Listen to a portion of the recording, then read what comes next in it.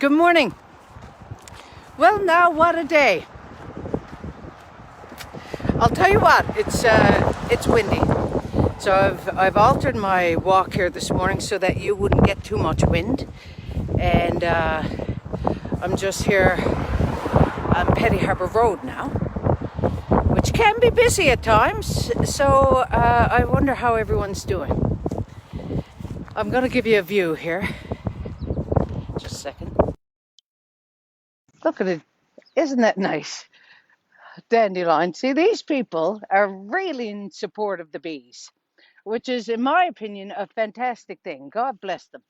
And so here we are. We're coming down Forest Palm Road, or not Forest, but to Forest Palm Road. And that's where I grew up, and that's where I live. And so, anyway, my sister tells me, she says, Sheila, I don't know if you should tell people, you know, too much about where you live and that sort of thing. I said, Kelly, darling, I said, I don't have really that many people who are interested.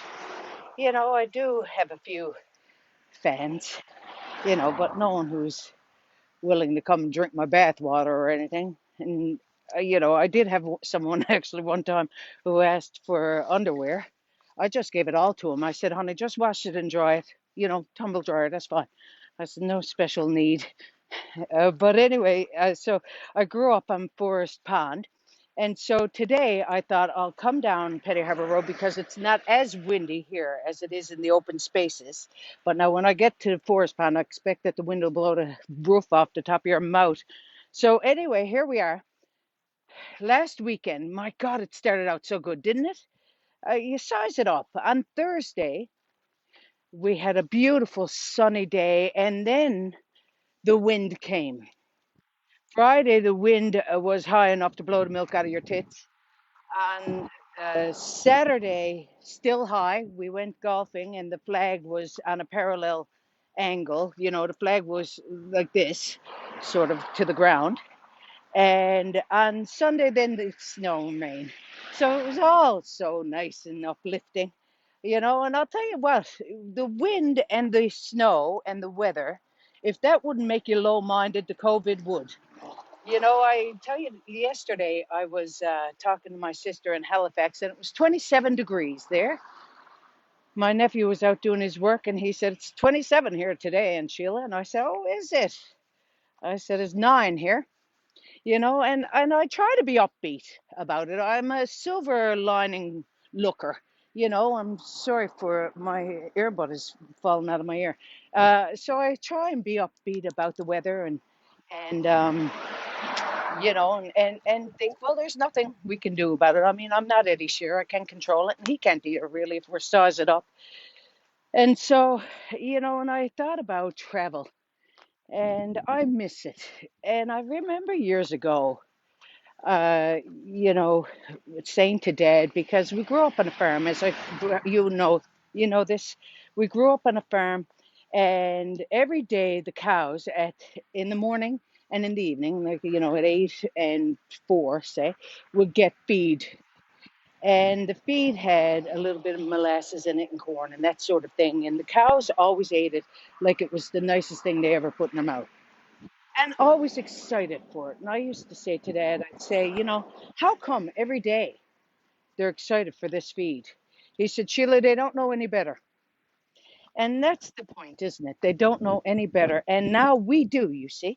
Those people who've traveled, we do know better. We do know the excitement of going to new places. And I was thinking about it last week, and we're very blessed here in Newfoundland and Labrador. We're blessed in that, we do have wonderful surroundings and that sort of thing. It's hard to find that blessing in the wind sometimes, but we are blessed. And I thought about me going to other places, and when you get there, only for you're on holiday, it's just another place, isn't it? It's just as beautiful here. Just have a look. Hang on. Look at that. Isn't that pretty? It's just beautiful. And that's where I grew up. That's our farm across the pond. And so, anyway, someone just said we've lost sound. Karen, we've lost sound, have we? And so, anyway, we think about the other places and, we miss it. Yes, of course we do. But we're very blessed here as well.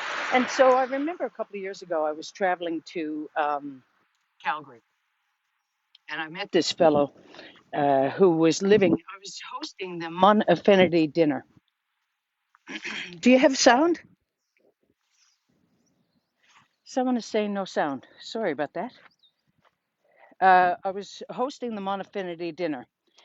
And anyway, this fellow came up to me and he said, Sheila, he said, it's wonderful to be away. Of course it is. But I miss home. And mom, is at home on her own.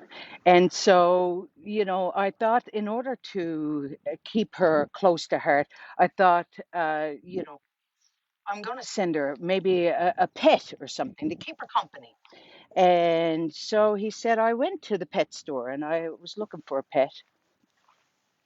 And he said, I said to the owner, I said, what would I give to my mother, to keep her company? He said, well, we have a parrot here. He said, and the parrot can talk. He said, really?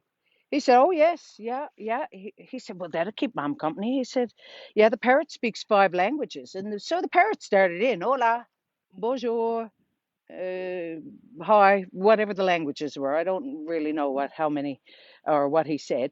And so anyway, it was, I know that was in there. And so he said, well, he said, maybe I'll get the parrot. Parrot's $5,000. He said, $5,000 a lot for a parrot. Yes, but he speaks 5 languages. And parrot started in again, hola, what? And so anyway, he got the parrot and he sent it to mom. And about a week after Mother's Day, he called and he said, Mom, how are you doing? She said, oh, good, Brian, darling. How are you? Oh, good. He said, I was just wondering. He said, I sent you something. He said, did you get it? Oh, yes. Yes, I got it. Yeah, it was lovely. Thank you. He said it was a parrot. Yeah, oh, yes. Yeah. He said, well, what did you think? Well, she said, I found it a bit tougher than chicken, but it was, he said, Mom, he said, the parrot could speak 5 languages. She's 5 languages. He should have spoke up. God love her. Anyway, there you go. God bless you. I hope you're having a great day wherever you are. And you know what? I was thinking about travel and I do miss it. And I'm sure many people do. And I was thinking, what is the furthest place you've traveled? Because I know that people are watching from all over the world. Thank God. Thank you. And I thought I'd start. And I'll tell you that the furthest place that I've traveled was New Zealand. And that was just last year, and it was absolutely a stunning, stunning place.